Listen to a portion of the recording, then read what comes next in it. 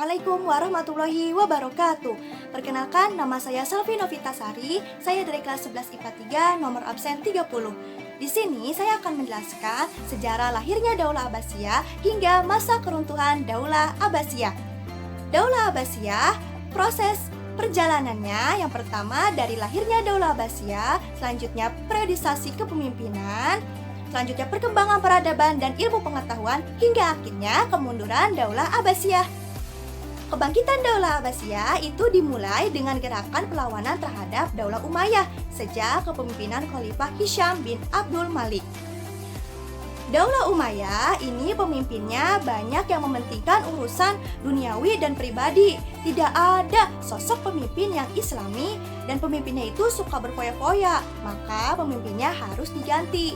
Pada akhirnya, khalifah terakhir kekuasaan Daulah Umayyah itu terbunuh, yaitu Marwan bin Muhammad atau Marwan II pada tahun 750 Masehi atau 132 Hijriah di Fustat, Mesir.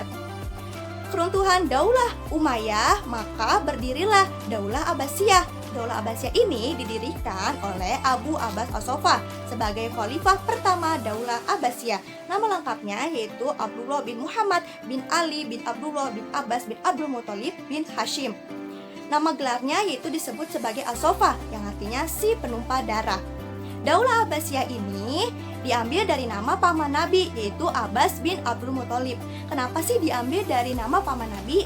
Ya karena agar ada ikatan emosional antara masyarakat dengan keluarga Nabi. Daulah Abbasiyah ini lahir atau berdiri di Baghdad, Irak. Selanjutnya, periodisasi kepemimpinan. Periodisasi kepemimpinan Daulah Abbasiyah itu terdapat 5 periode. Periode yang pertama itu dimulai pada tahun 132 sampai 232 Hijriah atau 750 sampai 847 Masehi, sekitar 100 tahun.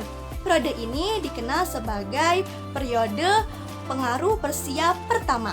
Pemimpin yang memimpin periode pertama ini itu terdapat 9 khalifah.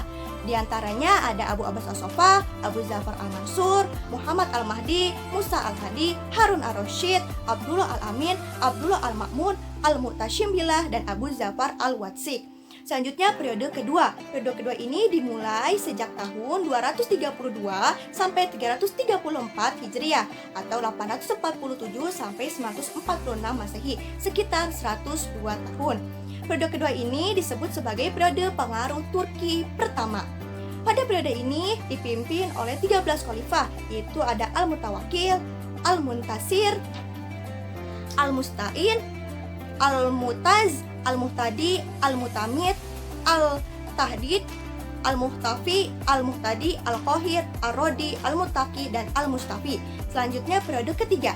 Periode ketiga ini berlangsung selama 334 Hijriah atau 464 Hijriah atau 946 sampai 175 Masehi, sekitar 130 tahun. Pada periode ini disebut sebagai periode Persia kedua. Pada masa ini dipimpin oleh 4 khalifah, yaitu yang pertama ada Al-Muntafi, yang kedua ada Al-Muti, yang ketiga ada Al-Ta'i, dan yang keempat ada Al-Qadir. Selanjutnya periode keempat. Periode keempat ini dimulai sejak tahun 464 Hijriah atau sampai 623 Hijriah atau 175 Masehi sampai 1225 Masehi, sekitar 159 tahun. Pada periode ini disebut sebagai periode Turki kedua.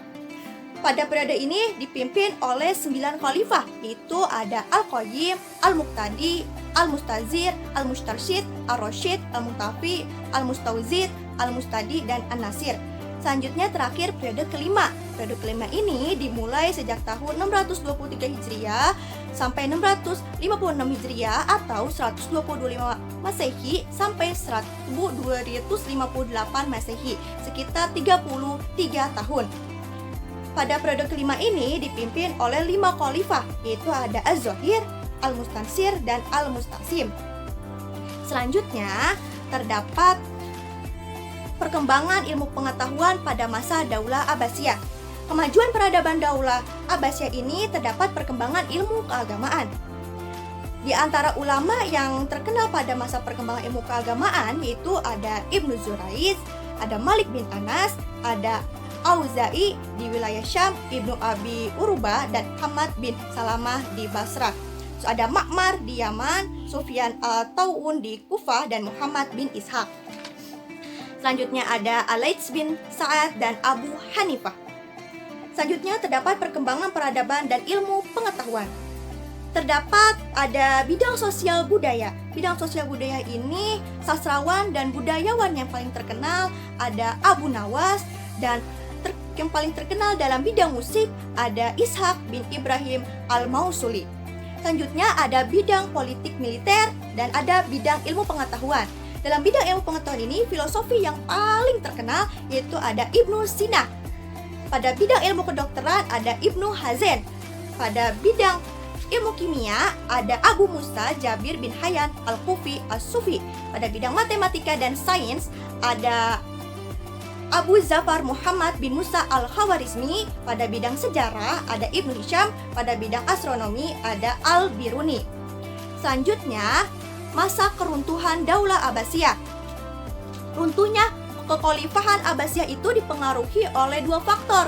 Ada faktor internal dan faktor eksternal. Faktor internal itu karena gaya hidup mewah di kalangan para penguasa, selanjutnya persaingan antar bangsa, kemerosotan antar ekonomi, dan konflik keagamaan. Sedangkan faktor eksternalnya karena perang salib dan serangan tentara Mongol.